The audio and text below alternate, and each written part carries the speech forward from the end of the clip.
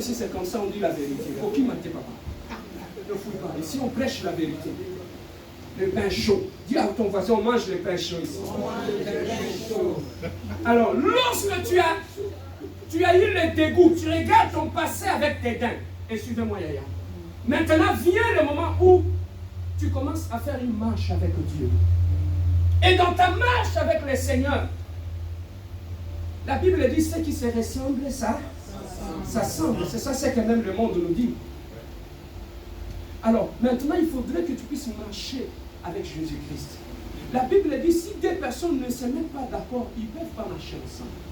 Au préalable, ils doivent se mettre d'accord. Alors, voilà pourquoi Jésus-Christ, maintenant, comme tu vas commencer à marcher avec lui, il faudrait qu'il puisse faire un travail en toi pour que tu puisses avoir le même caractère que lui. Parce que si vous n'avez pas le même caractère, ça va commencer à se cogner tout le temps. Maintenant, il faudrait que toi, tu puisses avoir le même caractère que Jésus-Christ pour que vous puissiez marcher ensemble. Le caractère chrétien. Maintenant, comment le caractère, nous accédons au caractère chrétien? Maintenant, lorsque tu donnes ta vie à Dieu, le Saint-Esprit vient maintenant. Le Saint-Esprit vient en toi, tu commences à parler en langue. Et lorsque le Saint-Esprit vient, il va t'aider à manifester le caractère de Christ en toi. Voilà, c'est là où les hypocrites naissent dans l'Église. Quand quelqu'un n'est pas né de nouveau, il lui sera très difficile de manifester le caractère de Jésus-Christ. Voilà pourquoi on fonce dans l'Église, on trouve que mais comment lui a fait, il sait, comment il parle comme ça, comment il agit comme ça. Mais c'est parce qu'il n'est pas né de nouveau. Il ne peut pas manifester le caractère chrétien. Mais lorsque tu as le Saint-Esprit en toi, le Saint-Esprit jour après jour va commencer à développer en toi le fruit de l'Esprit. C'est l'ensemble de tout le fruit de l'Esprit qui fera en sorte que tu puisses développer en toi le caractère chrétien. Galates 5, chapitre 22. Galates 5, chapitre 22. Mais le fruit de l'Esprit, c'est d'abord quoi? L'amour.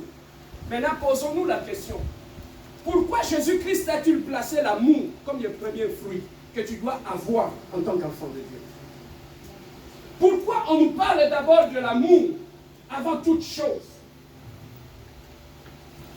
Parce que quand on devient chrétien, quand on devient un enfant de Dieu, la première des choses que tu dois manifester en toi, ça veut dire l'amour de Dieu. Parce que celui qui vit en toi, celui qui habite en toi, qui a fait de ta vie sa demeure, il est amour.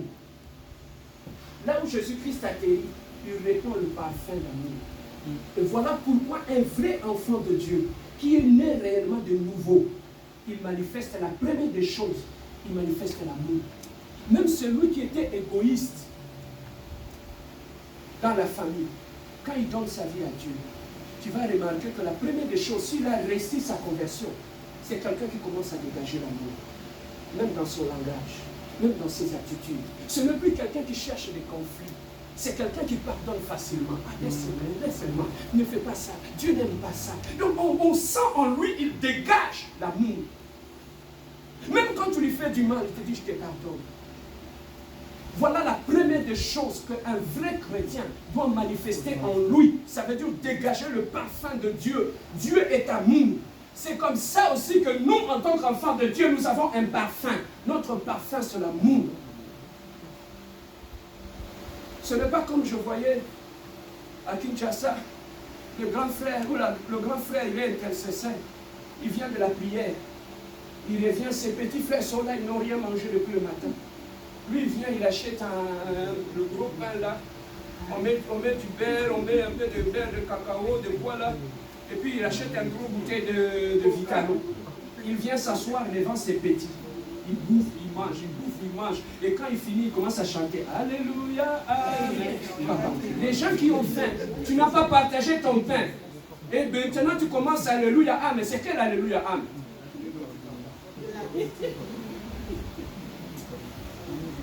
Le manque d'amour a fait en sorte qu'on a eu du mal à développer le caractère chrétien.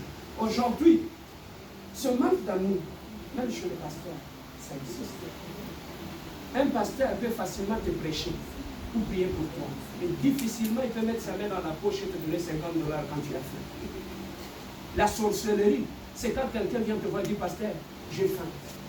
Au lieu de tu as $10 dans la poche, au lieu de le bénir, tu préfères lui dire, va en paix, Dieu t'a béni. Donc,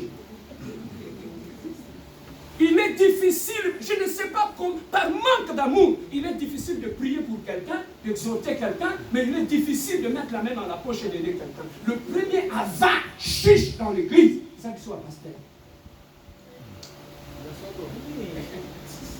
Sur les églises, les gens ne sont pas bénis. La Bible dit la bénédiction part d'en haut et il descend en bas. Quand le pasteur, tu es chiche, tu bloques ton église. Tu vas trouver le pasteur qui prêche, l'interprète qui est là mal habillé, le pasteur tiré à 4 épingles. Si tu nous prêches l'amour, pourquoi tu ne vois pas celui qui est à côté de toi? Prospérité, on va y arriver, elle va venir là. Pardon les maïs, je ne prêche que la vérité. Bien-aimé, la première des choses que nous devons dégager, c'est l'amour. Tu commences à parler avec amour, tu commences à manifester l'amour, la Bible dit l'amour pardonne tout, l'amour excuse tout, l'amour ne soupçonne pas le mal. Tu commences à fonctionner dans l'amour. Même dans ton intelligence, il y a l'amour. Même dans tes pensées, il y a... Frère, vous savez, il y a des gens, même dans leurs pensées, il n'y a pas d'amour. Quand ils pensent en mal, ils pensent en mal. Pourquoi il ne m'a pas salué? Je crois qu'il a un problème contre moi. Même dans ton pensée, il n'y a pas d'amour. Même lorsque tu dors, il y a des gens, même quand ils dorment, il n'y a pas d'amour même dans ton sommeil. Je parlais avec un ami qui me dit, pasteur, je m'étais chicané avec ma femme, on a dormi la nuit. Au milieu de la nuit, ma femme dormait complètement. Ma main l'a touchée. Elle était inconsciente sous le sommeil, elle a enlevé ma main. Comment tu peux expliquer quelqu'un qui est complètement endormi dans l'inconscience peut enlever la main? Parce qu'il a la haine, même jusque dans son sommeil. Et ça, elle est prédicatrice à l'église. Dieu va nous juger, nous. Voilà pourquoi je dis aux gens, ne sois pas pressés à prêcher. Parce que ceux qui prêchent là, ils seront jugés doublement. Ah non, non, là-bas, il y a.